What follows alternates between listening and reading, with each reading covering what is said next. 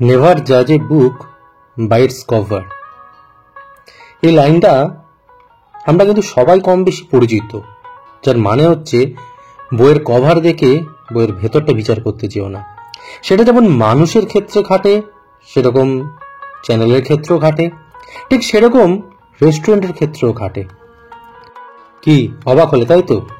Lindsay street ধরে সিডওয়েস্ট cross করে কিছুটা এগিয়ে গেলেই হগ মার্কেটের একদম উল্টো দিকে যে রাস্তাটা ঢুকছে, যেটা একসময় গ্লোব সিনেমা হল ছিল এই রাস্তায়, সেটা এখন গ্লোব মল হয়ে গেছে। আর আমাদের যে ডেস্টিনেশন সেটা হচ্ছে গ্লোব মলের ঠিক পাশে খালসা হোটেল।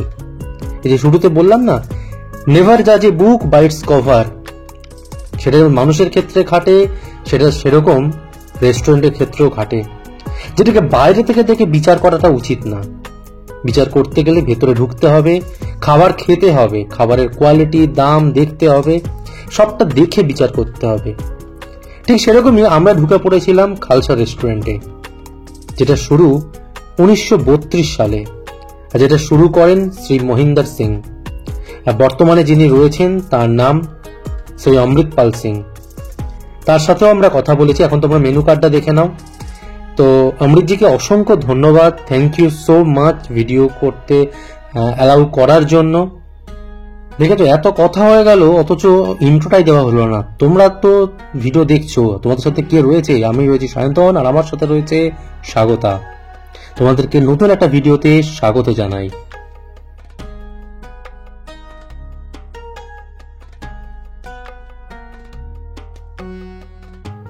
আর এখন যার ছবি তোমরা দেখছো, এনার হাত ধরেই 1932 সালে শুরু হয়েছিল এই খালসা রেস্টুরেন্ট।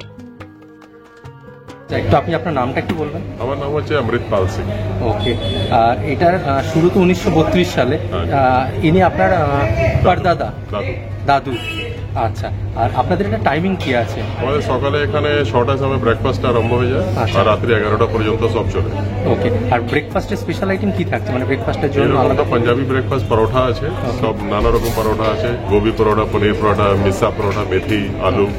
আর তার ছাড়া ইংলিশ ব্রেকফাস্ট আছে, beans toast, eggs, cheese toast, omelette, cornflakes, oatmeal, porridge. Okay. ব্রেকফাস্টের টাইমিংটা কটা অবধি থাকছে? মানে ওটা মানে সারাদিনই থাকে। সারাদিনই থাকে। আচ্ছা, আর দেন বেলায় আলাদা কি থাকছে? বেলায় আপনার রুটিটা আরম্ভ হয়ে যায়। ওকে। আর রাইসের থালি, চিকেন, মাটন, ফিশ, ডাল, সবজি, ওকে, সব পাওয়া যায়। আচ্ছা, যখন শুরু হয়েছিল 1932-এ, সেই সময় থেকে এখন মিল কতটা চেঞ্জ হয়েছে, মানে ডিশ কতটা চেঞ্জ হয়েছে? মিলটা অ্যাডিশন হয়েছে, চেঞ্জটা কিছু হয়নি। আরম্ভ থেকে তো তড়কা রুটি, এরকম শাক রুটি, আলু মটর রুটি, এটা তো ছিলই।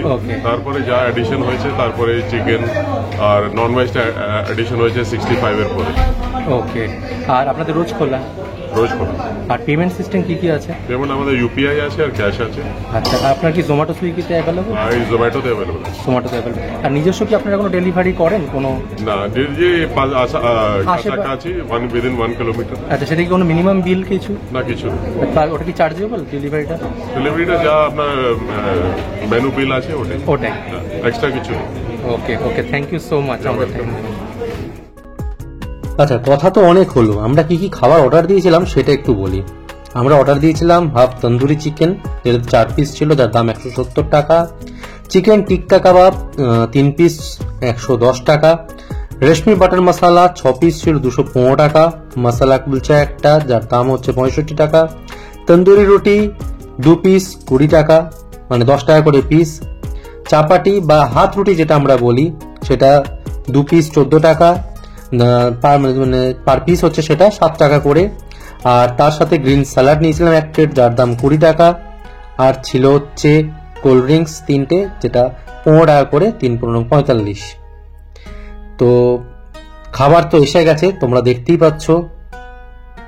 তো চলো আস্তে আস্তে মোটামুটি আমরা নিজেরাই সার্ভ করে নিয়েছি, নিজেদের খাবারগুলো গুছিয়ে নিয়েছি, কে কি খাবো। তো চলো খাবারটা শুরু করা যাক, তারপর ফিরছি খাবার আমাদের কেমন লাগলো। ও হ্যাঁ, সাথে আবার আচারও দিয়েছিলেন ওনারা, মিক্সড আচার, যেরকম মিক্সড আচার হয় একদম সেরকম মিক্সড আচারও ছিল।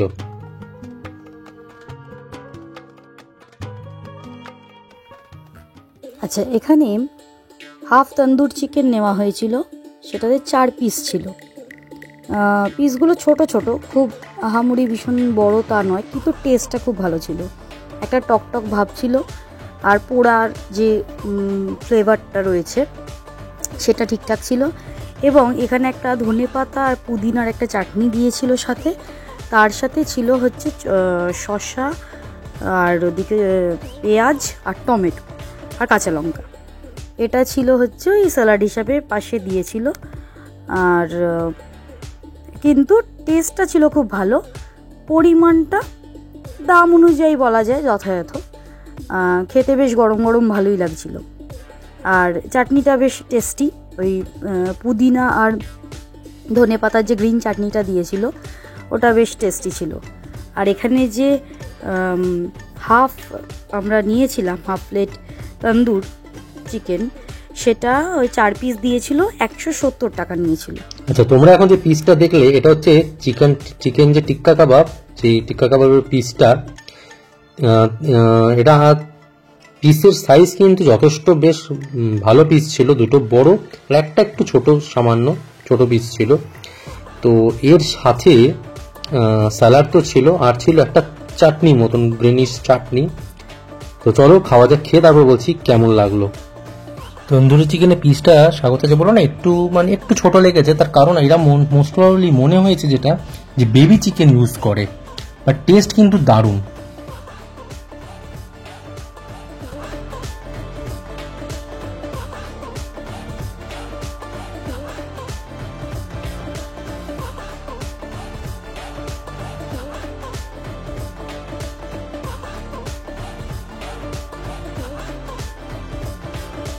তোমরা হয়তো ভাবছো যে কার সাথে আবার হেসে কথা বলছি, কি হচ্ছে।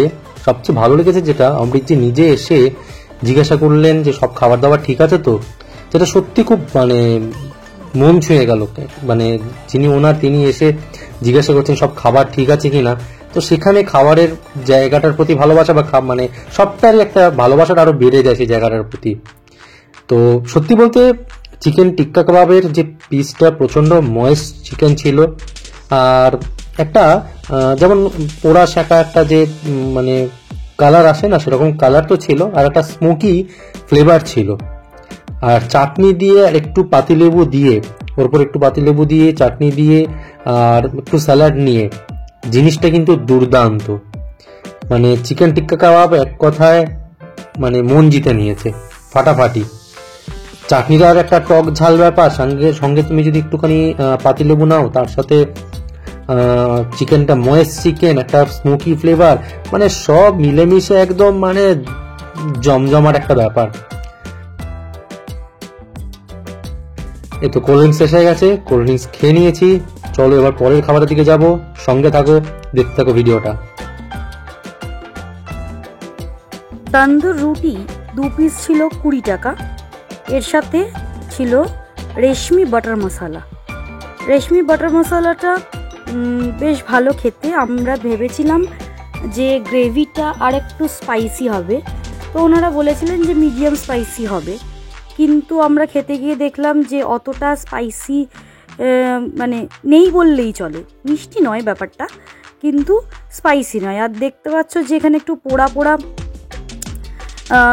একটা লুক রয়েছে, তো এটাই। আর বেশ গরম গরম ওরা সার্ভ করেছিল, তো এই তন্দুরি রুটির সাথে খুব ভালো লাগছিল খেতে। আর খেতে খারাপ না, কিন্তু আরেকটু ঝাল হলে, যেটা আমরা এক্সপেক্ট করেছিলাম, আরেকটু তাহলে খেতে ভালো লাগতো।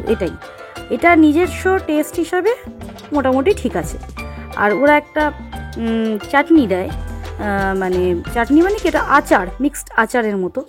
তো আচারটাও ইউজুয়ালি আমরা যে টক ব্যাপারটা বেশি থাকে, আচারটায় যে টকটা থাকে, সেই ওই টকের ব্যাপারটা একটু কম লাগছিল। তো ওরা বলায় সেকেন্ড হেল্প দিয়েই ছিল, সেটা কথা না, কিন্তু আরেকটু আচারটা কোয়ালিটির দিক থেকে আরেকটু ভালো হলে ভালো লাগতো, ব্যাপারটা বেশ জমতো, যাকে বলে কম্বিনেশনটা খুব ভালো হতো। আচ্ছা, শুরুতে সবার আগে একটা জিনিস দেখে, তোমরা যে এই যে দেখতে পাচ্ছ না, এটা কিন্তু কোনো পিজা নয়, এটা হচ্ছে কুলচা। এটা ওপরে ওনাদের পনির দেওয়া আছে। তো এই যে হোয়াইট যে বেস্ট উপরে জিনিসগুলো বেসের উপর যে হোয়াইটিশ যেটা দেখতে পাচ্ছ তোমরা, সেটা হচ্ছে কিন্তু পনির দেওয়া। তো তার সাথে রেশমি বাটার মশলা তো নিয়ে নিয়েছি, মানে গ্রেভিটা তো ছিলই।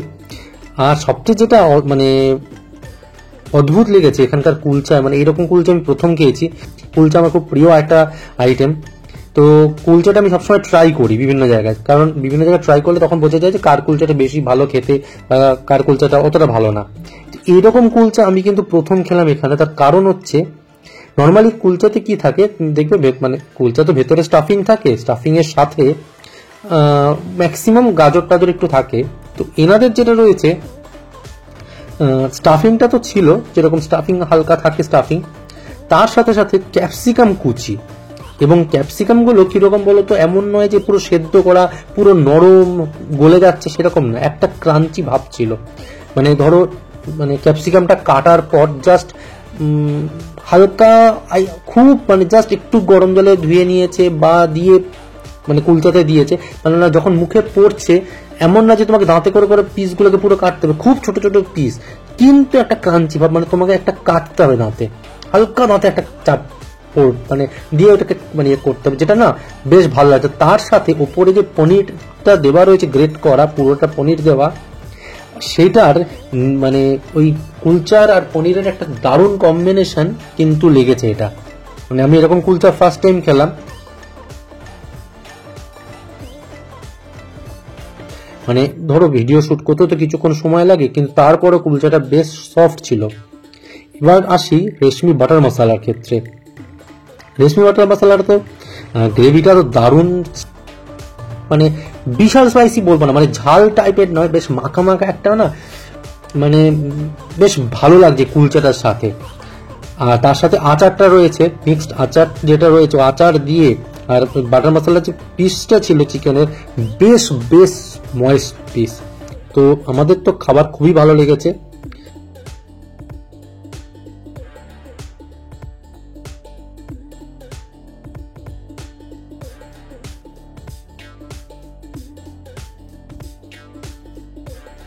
আচ্ছা, গ্রিন স্যালাড আর কোল্ড ড্রিঙ্কসের আলাদা করে কিছু টেস্ট বললাম না। আমাদের টোটাল বিল হয়েছিল 659 টাকা। আমরা এনজয় করেছি, খুব ভালো খাবার রিজনেবল দামে খেয়েছি।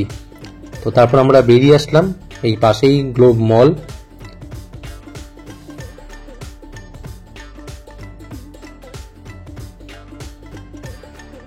সবশেষে থ্যাংক ইউ জানাবো জিপসি বংকে। ভাবছো কেন? ভাবতে থাকো। তো তোমরা যদি খালসা রেস্টুরেন্টে গিয়ে থাকো, তোমাদের অভিজ্ঞতা কেমন অবশ্যই তোমরা কমেন্ট করে জানিও। আর যদি না গিয়ে থাকো তোমরা অবশ্যই যেও। আশা রাখবো খালসা রেস্টুরেন্ট তোমাদের মনও জিতে নেবে। এখনকার মতো ভিডিও এই পর্যন্তই। লাইক শেয়ার সাবস্ক্রাইব করে সঙ্গে থাকো। খুব শীঘ্রই দেখা হচ্ছে নতুন একটা ভিডিও নিয়ে তোমাদের সাথে। Stay with us and thank you so much এতটা সময় দিয়ে পুরো ভিডিওটা দেখার জন্য।